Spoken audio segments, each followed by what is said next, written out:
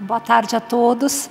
É uma honra estar aqui com vocês. Eu quero agradecer à presidenta desembargadora Ana Paula Pellegrina, desembargadora Ana Cláudia, desembargador Fábio Aguiar e a todos da comissão organizadora desse evento. Tão importante, especialmente para mim, para falar sobre mediação, que é um tema que me entusiasma desde 2016. Eu vou contar um pouquinho da história, do porquê implementei a mediação em todas as grandes empresas onde eu trabalhei. E eu iniciei em 2016 numa grande empresa de varejo, onde nós recebíamos por mês no departamento jurídico mais de 1000 ações por mês. E consumidores, trabalhistas, e naquele momento o meu pensamento era, puxa, mas a cada processo que nós recebemos aqui de consumidores ou de trabalhadores, nós deixamos de ter alguém que vai fazer compra nas nossas lojas. Alguém que vai deixar de falar bem da empresa e isso vai se multiplicando. Então, isso para mim sempre foi. Eu trabalhei alguns anos, 10 anos em escritório de advocacia, e quando ingressei nas grandes empresas, imaginava, puxa, mas não faz sentido nós ganharmos uma ação contra um consumidor que não vai retornar nas nossas lojas para fazer a compra e trazer o faturamento que a empresa tanto quer. No mesmo modelo, ter um litígio contra um empregado que também é um consumidor, tudo isso afasta não só a grande imagem que a empresa pode ter no mercado, como também a possibilidade de termos novos clientes. Então, em 2016, implementei a mediação em casos já ajuizados e, para minha grande surpresa, eu participei de algumas das mediações, eu não tinha ainda os skills necessários para ser uma mediadora, mas eu fiz questão de ouvir algumas sessões de mediação. Em algumas delas, especialmente com consumidores, eles relataram que eles não queriam ação judicial, eles queriam só um pedido de desculpas.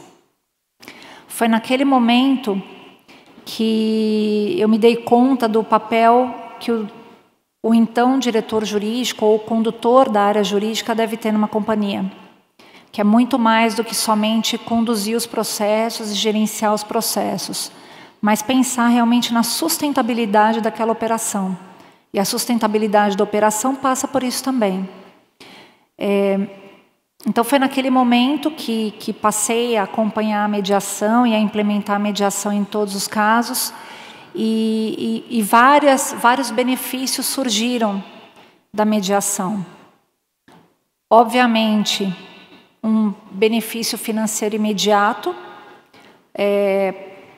porque se chega a um meio termo satisfatório para os dois lados, que muitas vezes pode não ser aquele eventualmente determinado numa ação judicial. A satisfação das duas partes, porque ganhar naquele momento para nós não era o mais importante. Você ganha e perde, ganha a ação e perde o cliente. E passamos a ter também indicadores importantes da nossa operação.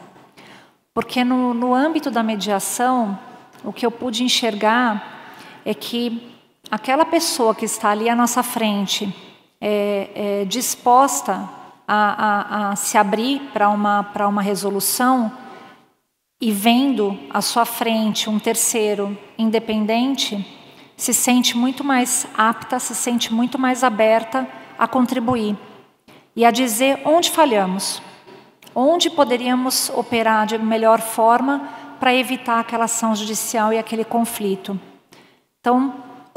Então, naquele momento, diretora jurídica daquela empresa e que sempre esteve à volta com vários indicadores de ações judiciais, entendi que agregar esse indicador, que vinha de forma tão espontânea e tão genuína, poderia nos ajudar, me ajudar a criar planos de ação na empresa preventivos para evitar exatamente as ações judiciais. Então, só vi benefícios naquele modelo e de fato, foram benefícios que foram super bem utilizados para a criação desses planos de ação e recuperação da imagem da empresa e dos nossos clientes, sejam eles empregados, sejam eles consumidores. Hoje eu estou na L'Oréal. A L'Oréal é uma empresa onde quando você ingressa na empresa, a gente faz parte de um treinamento super importante que trata sobre a melhor forma de lidar com todos os nossos stakeholders, sejam eles consumidores, sejam eles fornecedores, sejam eles empregados, sempre prezando pela boa relação. É uma empresa que genuinamente preza pela sua reputação e pelo seu bom relacionamento e pelo bom ambiente de trabalho. E quando ingressei, percebi uma oportunidade de também implementar a mediação, então, na L'Oréal. E começamos também com as ações judiciais. Algumas são poucas que temos em andamento, exatamente pela boa relação e operação que temos, mas rapidamente pudemos perceber uma diminuição de valores envolvidos, uma satisfação, conseguimos implementar a mediação com alguns órgãos públicos, com reduções significativas de valores envolvidos, mas não só isso, na construção também, gerando também a construção de um ótimo relacionamento. E tenho como experiência que qualquer empresa que se vê diante de um problema e busca o poder público para uma conversa, para um diálogo, obtém as portas abertas. Com humildade, reconhecendo alguns erros e se propondo e mostrando o novo caminhar sem esses erros, com certeza existe um bom caminho a se fechar numa negociação ou em qualquer tipo de mediação. Então, implementamos a mediação nas ações judiciais, mas não paramos por aí. Na L'Oréal existe um comitê de mediação criado, a sede da L'Oréal é na França. Então, quando implementei essa mediação nas ações judiciais, fui chamada para explicar um pouco do que fazíamos aqui no Brasil, para esse comitê na França, esse comitê de mediação, e onde surgiram outras ideias, especialmente na área trabalhista, que é o nosso grande ponto na L'Oréal. Por que não implementar a mediação no processo de desligamento de um funcionário? Ou seja, quando ele se apresenta diante de nós, seja porque ele quer sair da empresa, seja porque nós o estamos demitindo, por que naquele momento, na entrevista de desligamento, não propor uma mediação? Porque sabemos também, com base nos indicadores que temos e que passei a observar junto com o meu time, que 60% dos casos de novas ações, eles são originários de um processo de desligamento ruim. Quando trato da mediação na entrevista de desligamento, ou neste momento, como qualquer outra empresa queira chamar, penso que ele não se refere somente a resolver questões financeiras, porque isso podemos resolver sem a mediação. Mas acho que também ouvir onde falhamos, implementar mudanças para que novos descontentamentos não aconteçam. Que acho que esse é o grande objetivo de uma empresa respeitosa como a empresa onde trabalho hoje. Surge um ponto, surge uma questão. No momento em que se propõe isso, o empregado, o futuro ex-empregado, ele se questiona, mas eu preciso de um advogado, então, para conversar com vocês sobre isso? E acho que essa é uma questão cultural que precisamos ultrapassar no momento de uma conversa como essa. E se tivermos questões financeiras a tratadas na mediação, será que é uma indagação que tenho e que tenho discutido com alguns colegas, se o próprio mediador formado pelo tribunal não poderia ser essa pessoa que chancelaria, não em termos de homologação, mas chancelaria a credibilidade desta negociação, seja ela envolvendo questões financeiras ou não, somente isso, representando as duas partes, para então se homologar eventualmente essa mediação no tribunal. Esse é um questionamento que tenho, que não tenho resposta, mas é uma indagação que faço. E um outro plano que temos em andamento é de implementação de uma câmara de mediação na empresa, para atender questões diversas de relacionamento. Temos um canal de ética super creível, que conta com a credibilidade de todos os funcionários, acessível a todos, e que é muito utilizado. Muitas vezes até por desconhecimento das questões que devem ser levadas a um canal de ética, mas tudo bem. Que haja um canal para que as pessoas possam se manifestar. Isso é muito saudável, isso traz, obviamente, um olhar da administração.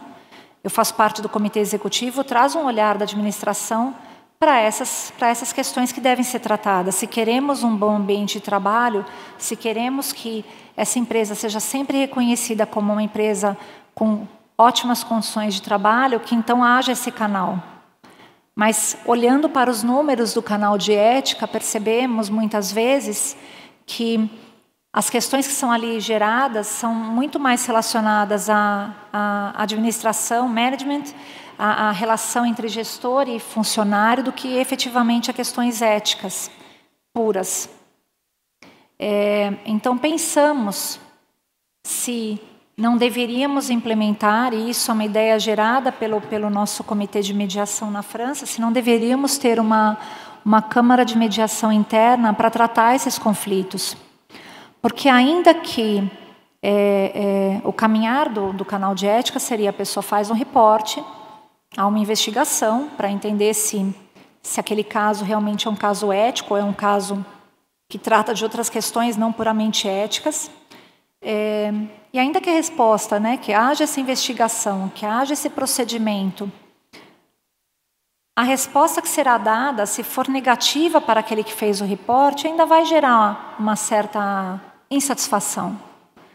Porque a pessoa está ainda com aquele sentimento de que ela foi ou negligenciada, ou há uma questão a ser resolvida. E manter isso sem nenhuma outra resposta pode gerar um futuro conflito de trabalho, um futuro conflito no ambiente. Porque aquela relação, bem ou mal, acabou ficando levemente desgastada por uma sensação pessoal. Então, por que não implementar uma câmara de mediação interna para resolver esse possível conflito, ou minimamente para que pessoas com determinados skills consigam esclarecer essa questão, esse ponto que ficou um pouco sem um esclarecimento para aquela determinada pessoa.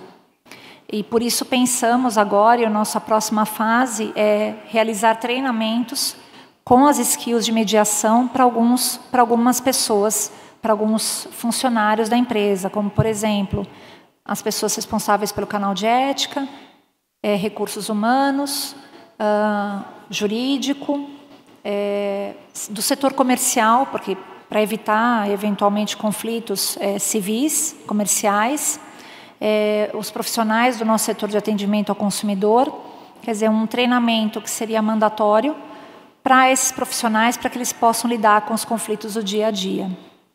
Então, essa é uma terceira etapa do que estamos pensando para a nossa empresa, bastante validada pela França, mas ficando sempre para nós o grande desafio ainda, que é a segunda etapa, de como implementar de forma efetiva a mediação pré-processual, a fim de efetivamente evitar o conflito, a ação judicial, que traz malefícios para todos, né? A gente tem falado bastante sobre a litigância predatória, sabemos dos custos envolvidos, ao mesmo tempo não queremos que deixar de contar com o apoio dos advogados, porque eles têm função importante nos aconselhamentos para nós na empresa, mas como fazer com que tudo isso orne a ponto de evitar questões que poderiam ser resolvidas num simples diálogo, e não necessariamente levando ao Poder Judiciário, porque entendo que essa é a evolução da sociedade. Eu me lembro quando ingressei na carreira, há bastante tempo atrás, mais de 30 anos, os diretores jurídicos das empresas se vangloriavam por ter em suas carteiras mais de 20 mil processos, 30 mil processos. Não, eu administro 30 mil processos. Poxa, que bom, que azar o seu, né? Porque, na verdade, isso é ineficiência. Então, hoje, o que buscamos é não ter essa quantidade de processos em uma carteira, em uma empresa, porque isso é imagem, isso é reputação, isso é ineficiência. Então, como podemos resolver isso da forma mais satisfatória possível? São essas indagações que temos hoje, sabendo que, para casos judiciais, temos uma implementação bastante saudável da mediação, com resultados financeiros, de imagem, indicadores, mas como podemos aprimorar isso na entrevista de desligamento ou numa fase anterior. Fica esse questionamento, acho que é um questionamento que faço, que já tem, outros colegas têm os mesmos, mas pensando sempre que essa pode ser uma evolução bastante importante, não só para os resultados financeiros da empresa, mas para o melhor ambiente de trabalho. E essa é a minha contribuição. Muito obrigada.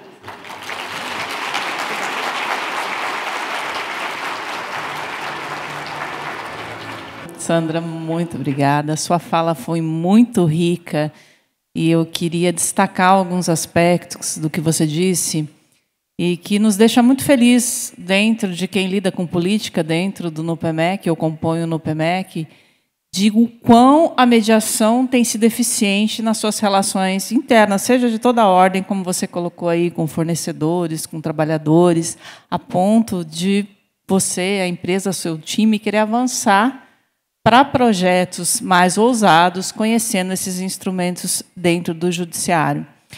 E eu aproveito, você tocou num ponto também que é extremamente sensível. Aqui temos uma plateia não só de juízes, mas também de muitos advogados e professores, a questão da presença do advogado nas mediações. Todos os projetos que vingaram com essa política nossa de mediação sempre contou muito com a participação dos advogados. Os advogados sempre foram nossos parceiros e nós queremos os advogados no Sejuscs. Essa resolução, ela traz a possibilidade, não é novidade nenhuma para quem lida com processo de trabalho, que o trabalhador pode vir a juízo sem advogado, né? Isso acontece muito raramente, mas acontece. As mediações pré-processuais viabilizam a ausência do advogado e traz só alguma regra ali que o juiz teria que presidir essa mediação pessoalmente. Porém, se uma das partes estiver acompanhada de advogado, essa resolução também traz essa proposição de que a outra deve estar acompanhada de advogado também por questão de equilíbrio de forças. Independente disso, convido também a todos a conhecerem as políticas do NUPEMEC e essa ação. Você disse também que me chamou muito a atenção de aproximação com o judiciário. Nós temos nessa atual composição do NUPEMEC, e ela já vem desde a gestão da doutora Gisela, que está na plateia, doutor Lorival, com quem aprendi muito de mediação também. Já recebi as empresas para termos de cooperação e a cada nova gestão dos NUPEMECs, isso vem se acentuando. Temos conversado com as empresas, formalizado acordos de cooperação, e a ideia é que seja um judiciário, um NUPEMEC, que trata das políticas de conciliação descomplicado. Você tem um passivo que você citou aí, quem tem um passivo grande não deve se orgulhar, deve pensar em maneiras de resolver e pensar junto com o judiciário, com o NUPEMEC. Então, eu convido a todos a conhecerem essas políticas, nós estamos de portas abertas para receber, na medida das nossas agendas, que são muito confusas, e o papel também de estar atenta a projetos novos, como ideias novas, que acho que esse é o papel também de formação dentro dos Sejuscs e NUPEMECs, pensar em ideias novas. E o Fernando acabou que ele não teve, como eu tinha pedido para ele, falar muito, que eu sei que é um assunto de interesse de todos, essa nova resolução do Supremo, que trata da extensão do acordo a quitação de todo o contrato, que, para quem lida com o acordo, é um problema de todo sempre, né? que agora tem algumas circunstâncias que o acordo, se acompanhado de advogado, teria que ter uma quitação ampla. O que eu também convido a uma reflexão, não tenho respostas, ouço muito os colegas que atuam em Sejusc, em varas, acordos firmados em boa-fé, eles não dão problema.